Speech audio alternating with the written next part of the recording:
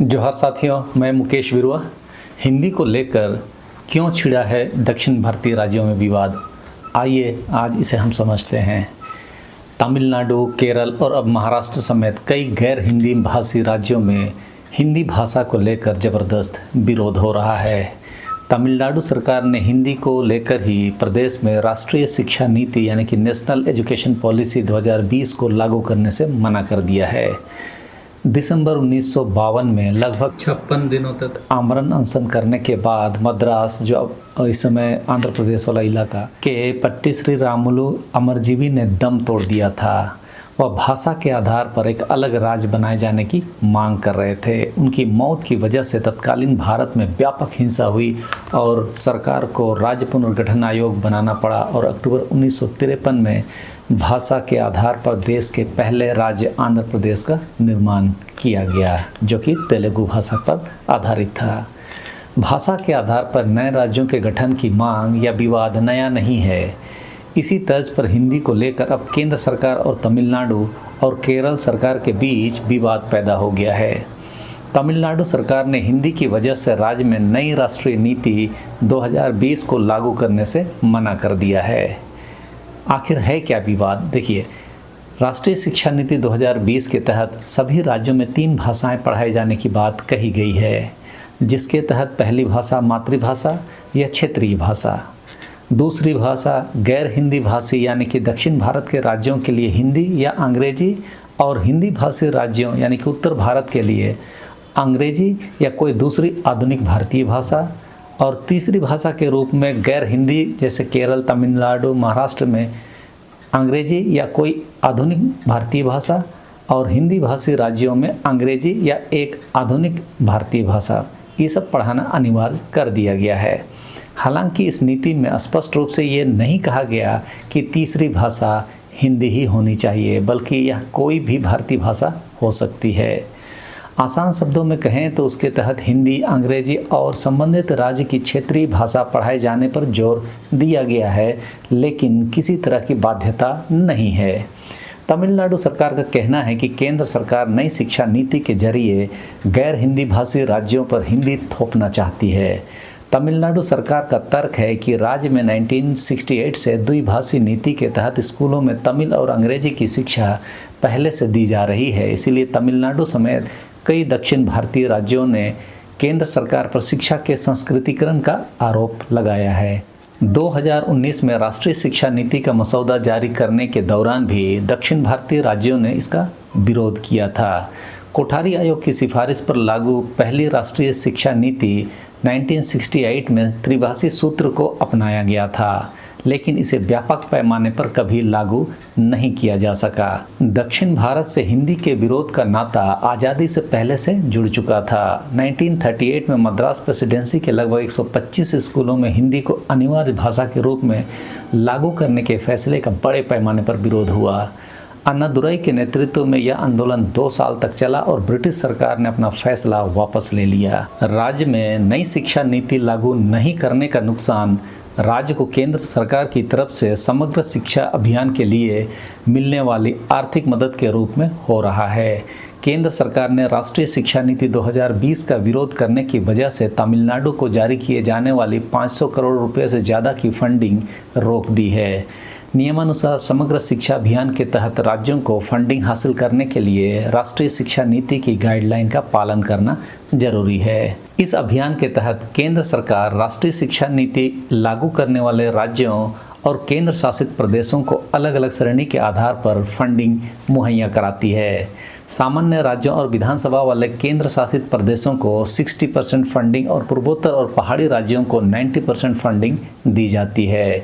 जिन केंद्र शासित प्रदेशों में कोई विधानसभा नहीं है, उसका पूरा खर्च केंद्र सरकार वहन करती है। इतने विवादों के बाद भी एक विरोधाभास ऐसा भी है कि चेन्नई में मौजूद दक्षिण भारत हिंदी प्रचार सभा हिंदी भाषा के संरक्षण के लिए पिछले 100 सालों से भी ज़्यादा समय से लगातार काम कर रही है। हिंदी से तमिलनाडु का झगड़ा पुराना रहा है। कहते हैं 1928 में मोतीलाल नेहरू ने हिंदी को भारत में सरकारी कामकाज की भाषा बनाने का प्रस्ताव रखा तो तमिल नेताओं ने विरोध किया। उसके बाद भी देखा गया कि सरकार और दक्षिण भारत के राज्यों के बीच कई बार भाषा विवाद का केंद्र बना। National institute of open learning के पूर्व एकेडमिक निदेशक राजेश कुमार ने इस मुद्दे पर कहा कि हम जो यह लड़ाई लड़ रहे हैं यह हारी हुई लड़ाई है। इस समय दुनिया कहाँ जा रही है? आपके पास ऐसे ईयरबड्स मौजूद हैं कि आप स्पेनिश में बात करें वह हिंदी में सुनाई देगा। ऐसे चश्मे उपलब्ध हो गए हैं कि लिखा हुआ अंग्रेजी में है, आप उसे तमिल में पढ़ सकते हैं। लोग AI की बात करते हैं और हम 2 भाषा 3 भाषा के झमेले में पड़े हैं।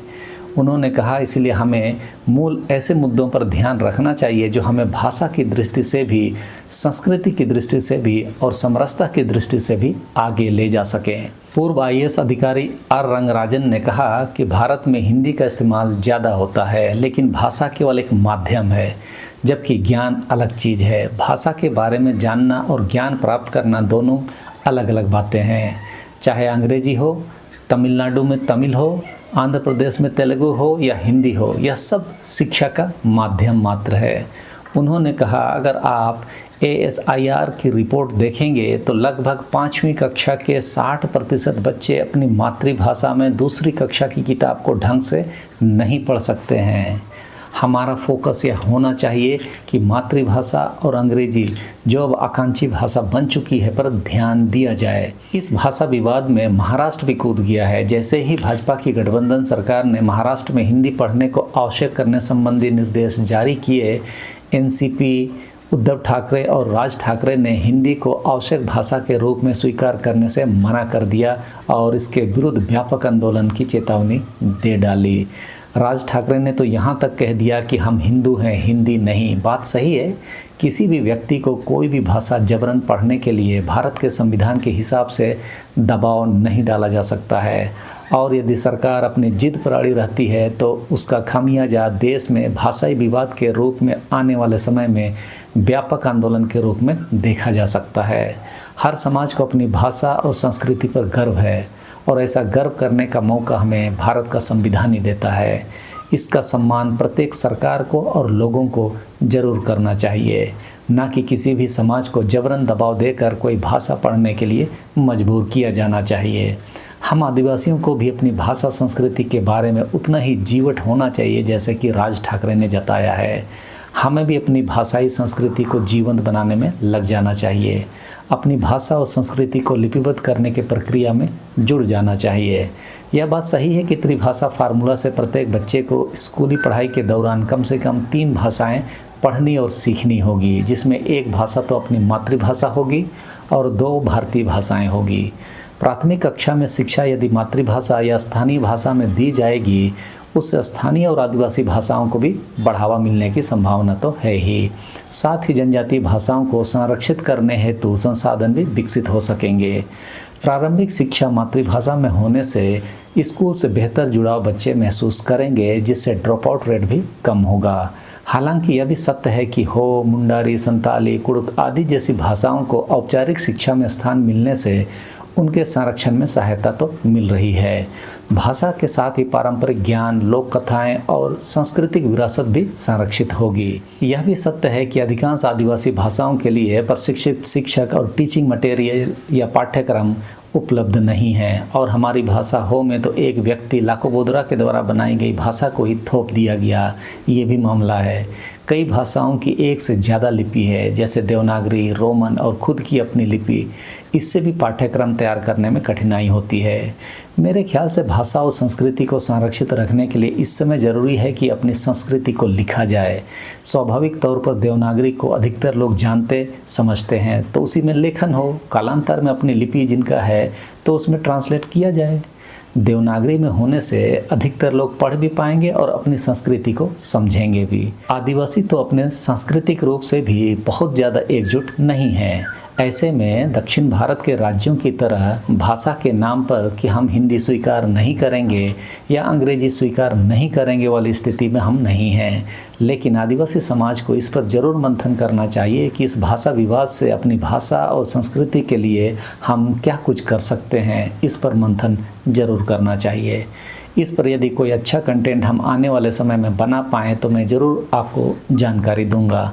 आप भी मुझे वैसे विषयों की जानकारी देकर सहायता कर सकते हैं। तो चलिए, इस वीडियो में इतना ही। सबों को धन्यवाद। जोहार।